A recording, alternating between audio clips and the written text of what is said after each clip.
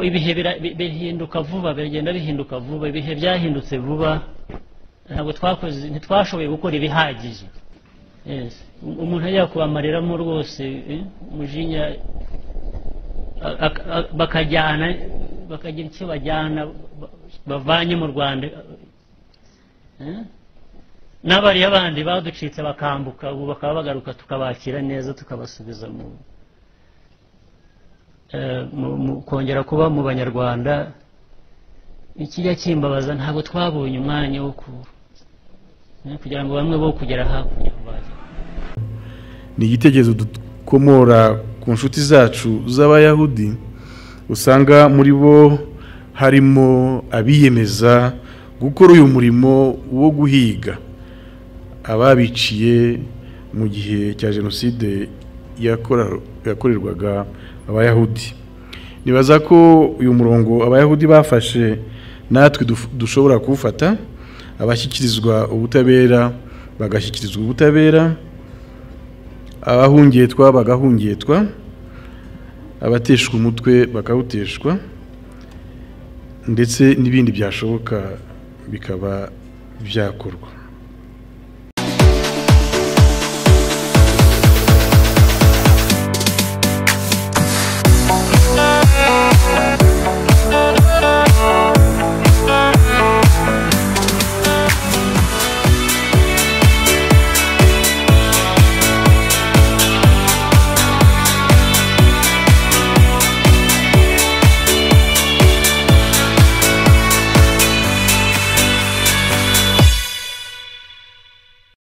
Vladimir Poutine menace les Occidentaux.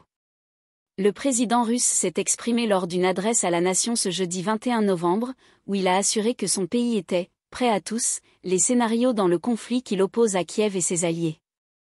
Nous avons toujours été prêts, et nous le sommes toujours, à résoudre tous les problèmes par des moyens pacifiques, mais nous sommes également prêts à faire face à tout développement, a-t-il déclaré dans ce discours diffusé à la télévision russe. Si quelqu'un en doute encore, c'est inutile. Il y aura toujours une réponse, a-t-il mis en garde. Vladimir Poutine a également menacé les Occidentaux, qu'il n'exclut pas de frapper, après que des missiles britanniques ont été tirés par Kiev sur le sol russe pour la première fois. Moscou affirme également que son territoire a été visé par des missiles américains longue portée. Nous considérons être dans notre droit d'utiliser nos armes contre les installations militaires des pays qui autorisent l'utilisation de leurs armes contre nos installations. Et en cas d'escalade d'actions agressives, nous répondrons de manière tout aussi forte, a-t-il averti. À partir du moment où ces missiles ont été tirés sur la Russie, et comme nous l'avions souligné à maintes reprises au préalable, le conflit provoqué par l'Occident en Ukraine a pris les éléments d'un conflit à caractère mondial, a souligné le président russe, le ton ferme. Il a cependant affirmé que les deux attaques ukrainiennes menées contre des installations militaires dans les régions russes de Bryansk et de Koursk avaient échoué. Oreshnik, le nouveau missile hypersonique russe. En réponse à ces frappes de missiles occidentaux, Vladimir Poutine a affirmé que ses forces avaient frappé l'Ukraine ce jeudi. Un nouveau type de missile hypersonique à moyenne portée, baptisé Oreshnik, qui était dans sa configuration dénucléarisée, a été utilisé. Ce tir a visé un site du complexe militaro-industriel ukrainien, a-t-il affirmé. L'Ukraine avait rapporté plus tôt dans la journée une frappe avec un missile inconnu sur la ville de Dnipro, qui abrite le groupe Pivdenmach, qui produit notamment des composants pour missiles. Il n'existe aujourd'hui aucun moyen de contrer de telles armes. Les missiles attaquent des cibles à une vitesse de Mach 10, soit 2,5 à 3 km par seconde. Les systèmes de défense antiaérienne actuellement disponibles dans le monde et les systèmes de défense antimissiles créés par les Américains en Europe n'interceptent pas ces missiles. Ceci est exclu, a-t-il martelé. L'utilisation de ce nouveau missile, qualifié d'invincible par Poutine, est un développement inquiétant pour l'ONU. C'est un nouveau développement inquiétant et préoccupant, tout ça va dans la mauvaise direction, a déclaré Stéphane Dujarric, porte-parole du secrétaire général de l'ONU Antonio Guterres, à la presse. Il a appelé les parties à prendre des mesures urgentes vers une désescalade pour assurer la protection des civils et des infrastructures civiles critiques, répétant l'appel d'Antonio Guterres à une fin de cette guerre dans le respect du droit international. Pendant que rien ne semble arrêter la guerre entre l'OTAN et la Russie, une majorité d'Ukrainiens veut désormais négocier la paix avec la Russie. Selon le journal français, Le Point, un sondage Gallup dévoile que 52% des citoyens ukrainiens sont favorables à des négociations avec Moscou, pour une fin rapide du conflit, quitte à renoncer à certains territoires. Après plus de 1000 jours de conflit, les Ukrainiens prêts à négocier. Selon un récent sondage, mené par l'entreprise américaine Gallup, la moitié de la population souhaite une fin de guerre rapide avec la Russie. 52% des Ukrainiens, sur 1000 personnes interrogées en août et octobre dernier, se disent en faveur de négociations avec Moscou.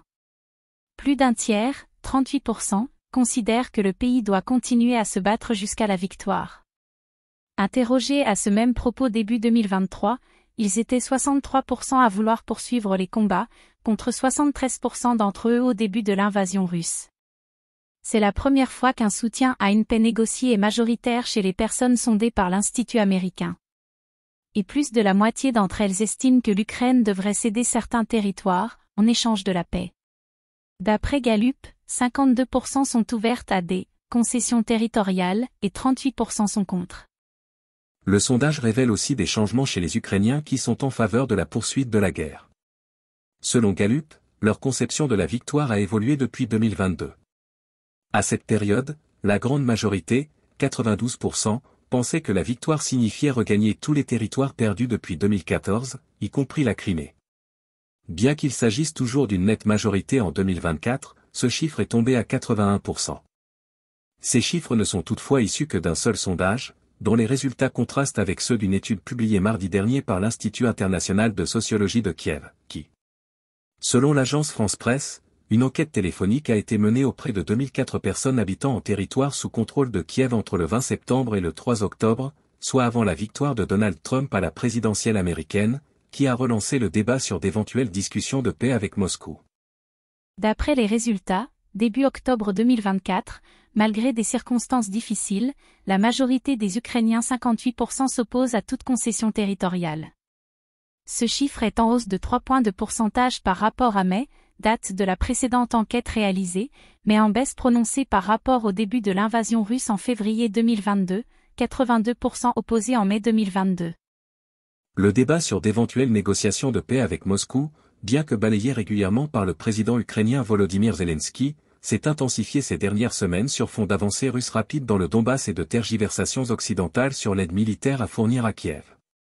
Au sujet du conflit au Moyen-Orient, une nouvelle vient de tomber. Oui, en effet. La Cour pénale internationale émet des mandats d'arrêt contre Netanyahou. La Cour pénale internationale a émis ce jeudi 21 novembre des mandats d'arrêt contre le Premier ministre israélien, Benjamin Netanyahou et son ancien ministre de la Défense Yoav Gallant. Mais également contre le chef de la branche armée du Hamas Mohamed Deif.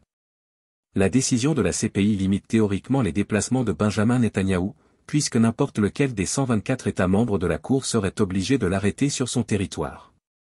La Chambre a émis des mandats d'arrêt contre deux individus, M. Benjamin Netanyahou et M. Yoav Gallant, pour crimes contre l'humanité et crimes de guerre commis au moins à partir du 8 octobre 2023 jusqu'au 20 mai 2024 au moins, jour où l'accusation a déposé les demandes de mandat d'arrêt, a déclaré dans un communiqué la CPI, qui siège à La Haye. Dans un autre communiqué, elle émet un mandat d'arrêt contre Mohamed Deif, également pour crimes de guerre et crimes contre l'humanité. La Cour a émis à l'unanimité un mandat d'arrêt contre M. Mohamed Diab Ibrahim al-Masri, communément appelé Deif, pour crimes contre l'humanité et crimes de guerre présumés commis sur le territoire de l'État d'Israël et de l'État de Palestine depuis au moins le 7 octobre 2023.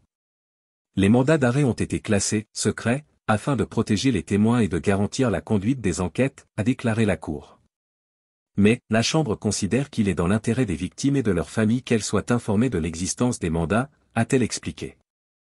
Pour Israël, la CPI s'est comportée comme un jouet politique.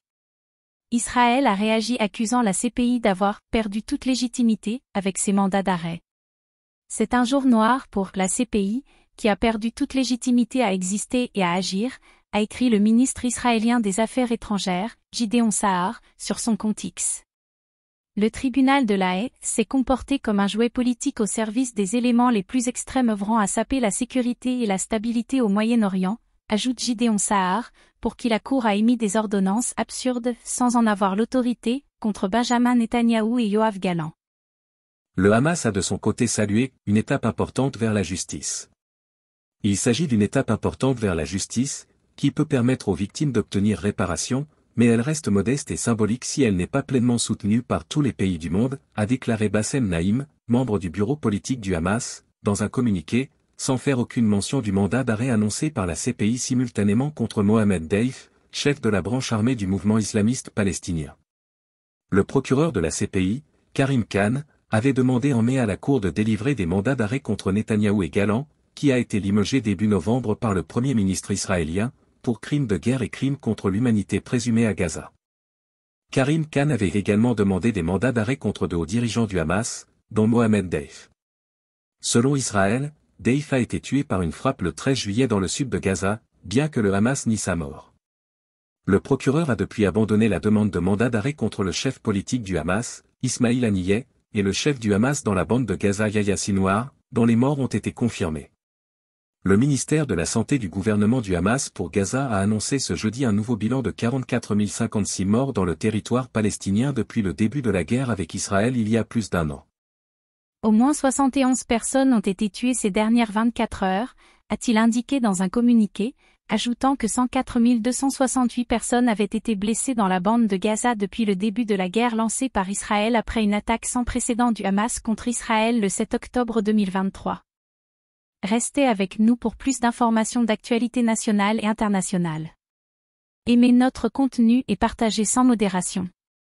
N'oubliez pas de vous abonner, bien sûr, si vous ne l'avez pas encore fait. Au revoir.